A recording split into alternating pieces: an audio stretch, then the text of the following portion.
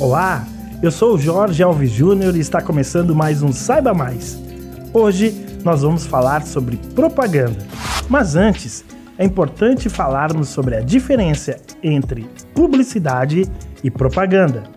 Embora no Brasil a gente utilize a palavra propaganda como um sinônimo de comercial ou anúncio, essa não é a origem da palavra e nem é esse o significado.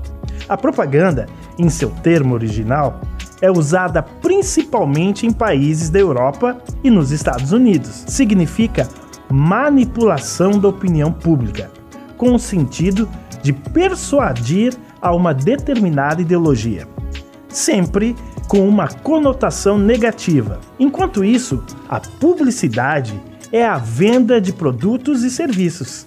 Aqui no Brasil, esse conceito não é uma unanimidade, mas em países do hemisfério norte, essa definição é muito clara. Portanto, quando falamos em propaganda, não estamos falando em comercial e nem de anúncio. Publicidade e propaganda são duas coisas bem distintas, ok? A palavra propaganda vem do latim propagare, que significa difundir. Esse termo surgiu com a criação da Congregação de Propaganda Fide, que foi criada pelo Papa Gregório XV e realizada pela Igreja Católica lá no século XVII. Para o sociólogo e filósofo Noam Chomsky, a existência humana é marcada pelo exercício constante da persuasão, ou seja, o tempo todo estamos tentando influenciar alguém a um determinado comportamento ou pensamento. Em boa parte dos casos, buscamos algo que nos seja conveniente. Isso se aplica a cada indivíduo e à sociedade como um todo. A diferença disso tudo é que no âmbito social existem grupos de interesses movidos por desejos comuns. E isso acaba estabelecendo algumas formas de ação no sentido de convencer os demais membros da sociedade. A propaganda é uma forma de persuadir com a intenção de influenciar. E o campo político é um dos locais onde a propaganda exerce um grande papel. Podemos citar alguns exemplos, como a Revolução Francesa de 1789, a Revolução Russa de 1917 e, claro, não podemos deixar de fora o nazismo.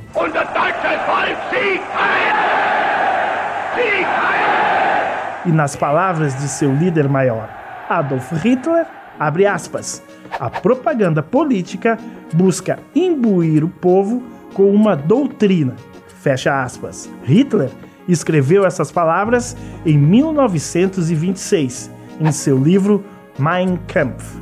Ele defendia o uso da propaganda política com a intenção de divulgar o seu ideal, um incentivo ao racismo e ao antissemitismo. Para que a mensagem fosse transmitida com sucesso, ele utilizou música, teatro, filmes, livros, o rádio e a imprensa.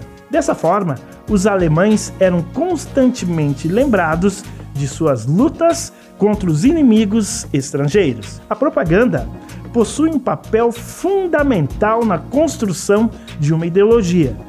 O seu objetivo é difundir uma ideia, um princípio ou uma doutrina. Ela ocorre principalmente no cenário político, onde governos e partidos reúnem seus esforços para persuadir o público. É importante dizer que a propaganda utiliza recursos psicológicos que mexem com as emoções e opiniões das pessoas, e dessa forma ela acaba por motivar ações a partir desses sentimentos que foram construídos. Um bom exemplo que demonstra a influência da propaganda na construção das emoções e pensamentos de uma sociedade foi a Guerra Fria. Ela dividiu o mundo em dois blocos, entre 1947 e 1991. De um lado, o capitalista, liderado pelos Estados Unidos, e do outro, o socialista, liderado pela antiga União Soviética. Com a necessidade de apoio popular, os governos utilizaram vários recursos de propaganda para o convencimento e para a construção ideológica. Cartazes de rua, folhetos, revistas, jornais, programas de TV, filmes, desenhos animados e histórias em quadrinhos. Inclusive, alguns personagens usavam cores que remetiam à bandeira americana. Um bom exemplo é o Pica-Pau.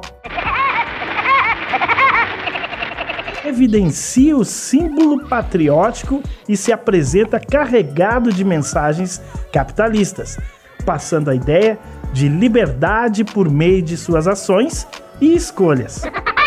Inclusive, os pilotos americanos daquela época pintavam o personagem no nariz dos seus aviões. A criação de super-heróis, naquele período, também fez parte da estratégia de propaganda norte-americana. O Quarteto Fantástico, por exemplo, foi um grupo de heróis criado em novembro de 1961, poucos meses depois do cosmonauta soviético Yuri Gagarin ter sido o primeiro ser humano a viajar para o espaço em abril daquele ano.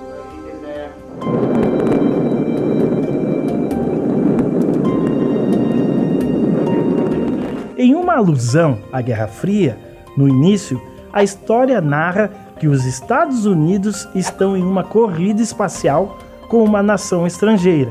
O principal inimigo do Quarteto Fantástico é o Dr. Destino, que governava com mãos de ferro um país do leste europeu, justamente uma região formada por países que adotaram o sistema socialista. E o termo mãos de ferro é uma referência à cortina de ferro, expressão utilizada por Winston Churchill, que foi ministro do Reino Unido, para se referir à antiga União Soviética. A propaganda anticomunista exaltava a liberdade de expressão, as facilidades de consumo e as oportunidades de enriquecimento propostas pelo capitalismo.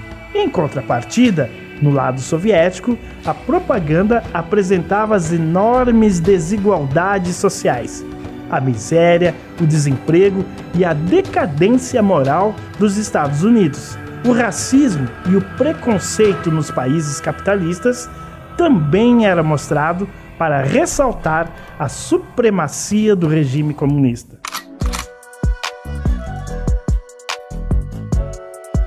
A propaganda foi e é tema de muitos estudos ao longo dos tempos. Ela se utiliza de técnicas e estratégias eficazes de convencimento com a intenção de influenciar e manipular. Que tal conhecer algumas dessas técnicas? O ato de propagar uma informação não verdadeira de forma repetitiva, muitas vezes, é um exemplo. Se utiliza a máxima que basta comunicar repetidamente uma mentira para que ela se torne uma verdade. Essa estratégia é das regras básicas da propaganda política. Os psicólogos chamam de efeito da ilusão da verdade. A criação de um inimigo comum também é uma estratégia de persuasão. O ódio é um sentimento que une as pessoas, na intenção de derrotar uma determinada ideologia, grupo ou sistema. No campo político, isso é muito recorrente. E que tal desmerecer uma ideia de um determinado grupo? Na propaganda nazista, por exemplo, os alemães construíram a imagem de que os judeus eram os responsáveis por prejudicar a economia do seu país. Aí temos o efeito dominó, a ideia de Maria vai com as outras. A propaganda mostra que se todo mundo está fazendo, você deve fazer também. No caso das redes sociais, isso é muito frequente. Se os seus amigos curtiram um determinado post, você pode se sentir motivado a curtir também. E agora atenção para as frases impactantes, ou como são chamados, os termos de efeito. É uma técnica que valoriza o poder das palavras e usa o apelo emocional para criar frases impactantes. Por exemplo, o trabalho liberta, uma das frases utilizadas pelo nazismo. Existem também os lemas e slogans vagos que foram muito utilizados para conquistar a população.